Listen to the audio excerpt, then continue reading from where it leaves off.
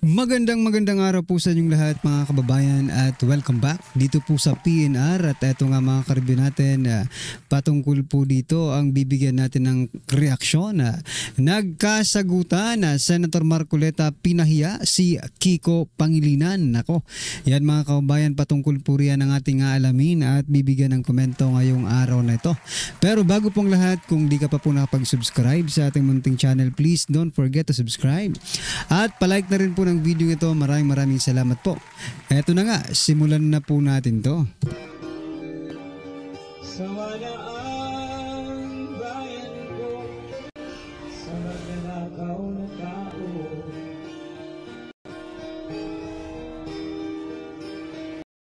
So yan mga kababayan, bago po natin simulang i-play yung video na yon, ito, pasadahan po muna natin ang mga nagte-trending na mga balita dito po sa mundo ng social media. Nako, ito mga kababayan, mukhang hindi po ito ibabalita ng mga mainstream media, pero ito pala, no, may talent pala itong si Yusek Claire Castro. Aba, mga kababayan, magaling palang kumanta si Yusek Claire Castro. Ito mga karibyo natin, pakinggan po natin to. Ito pala, ganito pala ang trabaho ng isang Yusek, no? Naku, sana hindi tayo maka-copyright sa boses niya, no? Birit ng birit talaga, no? Di ba?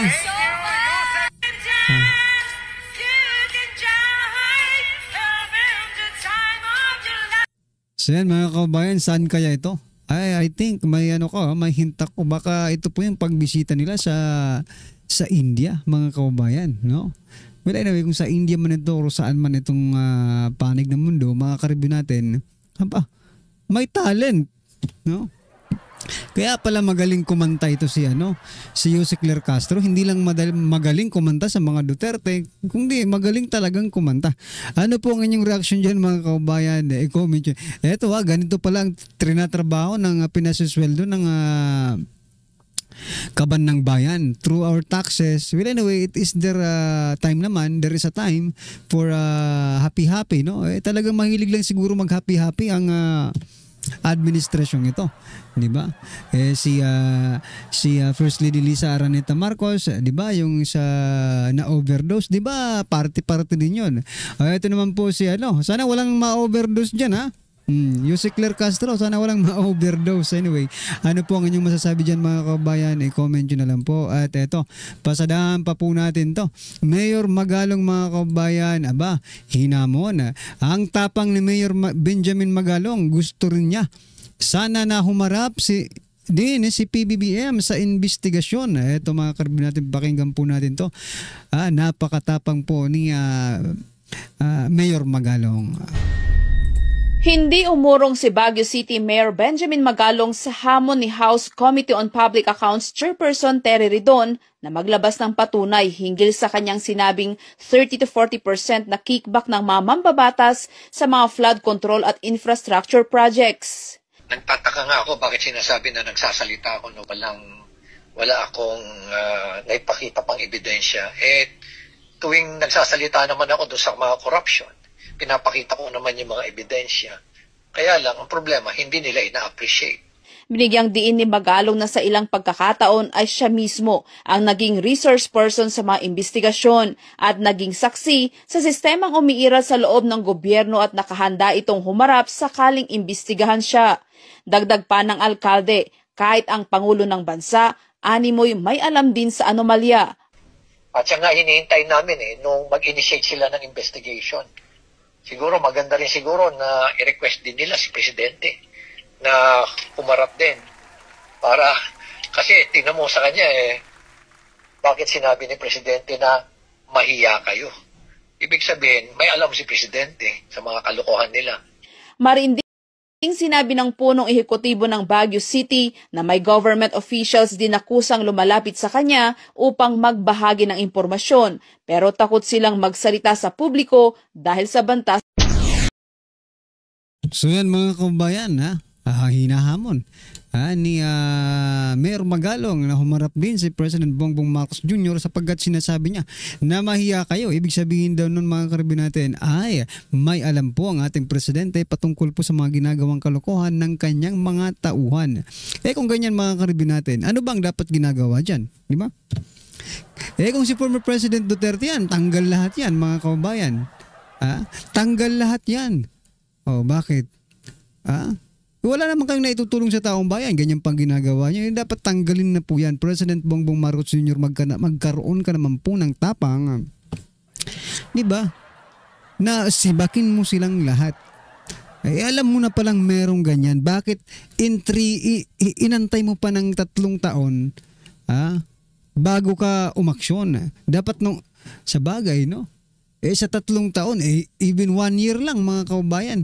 Kapag tinodo po nila ang kanilang pangangawat sa kaban ng bayan, malaki rin po ang makakawat nila. Diba? Pinaabot pa po ng 3 taon. Ibig sabihin ito, tiba-tiba talaga mga karbi natin diba? May post nga kanina about dun sa tulay na dun sa tulay na bumagsak, sabi sa caption, giba-giba pero tiba-tiba. Totoo, yun po talaga. Eto na yun, sinasabi ni Mayor Magalong na may mga komisyon. Napakalaki po ng kanilang kinikita dyan. Kaya nga, giba-giba yung proyekto. Ibig sabihin, not solid mga kababayan. Hindi po matibay ang pagkakagawa because it is substandard. Giba-giba, tiba-tiba. Yun po, tiba-tiba sila sa kanilang mga nakukulimbat na mga pera ng kaban ng bayan. Anyway, ano po ang inyong masasabi dyan mga karibin natin? I-comment nyo na lang. At eto, pasadahan pa po natin to. Eto naman po yung chief po ng DPWH na si Secretary Manuel Bunuan. Sabi niya po dito, DPWH chief denies 6 lawmakers concerning 800 billion flood control project. Itinanggi ni Public Works Secretary Manuel Bunuan ang pahayag ng isang political vlogger na may 6 na mambabatas na umano'y sumulo sa 800 bilyong halaga ng flood control project. Okay. Tinatanggi, dinideny po nila. Alin po ba ang dinideny ninyo? Yung amount po ba na 800 billion? Or yung mga lawmakers talaga? Ganun pala yun mga kaubayan. Baka hindi 800 billion, baka 700 billion, okay na yun, diba? Baka 500 billion, nako. Diba? Well, anyway, pag-usapan po ninyo yan sa hearing. Ilabas ninyo kung ano man mga ebidensya meron kayo. At kaming taong bayan naman po ay makikinig sa inyo. Kahit kayo po ay kung mayroon mang hindi nagsasabi ng totoo ay makikita ng taong bayan, di ba? Anyway, ano po ang inyong masasabi dyan mga kabayan sa todo pag-deny ni DPWH Secretary Bunuan? At ito pa mga kabayan, last po natin pag-uusapan about naman po dito kay Tambaluslos sa Speaker Martin Romualdez, Korte Suprema sablay. Kung sablay po ang Korte Suprema mga kabayan, sila po ang hari ng sablay kasi sila na po ang pinaka-supreme. Kataas-taasan na po sila tapos sablay. Hari ng sablay mga kababayan. Okay? Korte Suprema sablay umano ang desisyon sa impeachment trial ayon kay Romualdez. Mas mataas pa talaga si Romualdez kaysa po sa 13 Supreme Court justices natin mga kababayan. Sablay Yun ang paniniwala ni Romualdez. Wala tayong magagawa, no? Anyway, ano kaya magiging aksyon ng Korte Suprema? Pwede bang i-contempt itong mga ito? Ayaw igalang ang naging pagdidesisyon ng Korte Suprema. Isipin nyo lahat po sila, 13 Supreme Court Justices, isa lang po ang naging desisyon. Ibig sabihin mga kaubayan, napakatibay po ng kanilang ginawang pagdidesisyon or ruling dyan po sa impeachment trial against Vice President Sara Duterte. Ano po ang inyong masasabi dyan mga karibin natin? I-comment nyo na lang po. At eto, pasadahan po natin ang video ito, no? Eto mga kabayan, sabi dito sa caption na mula po sa Duterte TV, buti nga sa'yo, akala siguro ni Kiko mabobola niya si Senator Rodante Marcoleta. Parang na riyan eh. Ikaw, Kiko, ano ka? Eto mga kabayan, pakinggan po natin at bigyan po natin ng reaksyon. Kaya yung importation mo, yung consumption is 15 million bigas, 19 million yung palay. Pagka yan ay giniling, magiging 60%, which is about 12 million. So, yung gap is about 2 million metric tons. 2 to 3 million. So dapat import natin no more than Well, 3 yes. million. Dapat, If we go by that pagka ganon, yes. statistics, those numbers. Hindi 5 million. No? We have to check the data, Mr. President, because what I got, hindi po pala ito. Because alam ko po ang conversion rate, 67% po ang conversion rate mula sa palay sa pagiging bigas. Kaya nga po ako'y nagtaka, kahit na halimbawa gawin po nating palay ito, mataas pa rin po yung production kaysa sa consumption. At kung aalisin nga po natin yung iba sapagkat ibinasi po sa 115 million, talaga naman pong karamihan po ng mga sanggol hindi pa kumakain ng bigas, masyado pong malaki ang base data na ginamit po nila. Tarlac and the province of Rizal, no other than Senator Rodante Marcoleta. I move that he be recognized, Mr. President. Senator Marcoleta is recognized for his interjections. You may proceed, sir. Thank you very much, Mr. President. I wonder if our colleague is still able to accommodate a few questions despite... Yes, Mr. President, Your Honor. Okay. Thank you very much, Mr. President, Your Honor. Your Honor, alam po ba ninyo ang... Parang kinakabahan sila pag nagsasalita si Senator Dante Marcoleta, no? Kasi alam po nila yung kalibre, no, ni Senator Dante Marcoleta. Attorney na, may prinsipyo pa. Nakakain ng isang Pilipino na bigas sa loob ng isang taon? I don't have that data, Mr. President, Your Honor.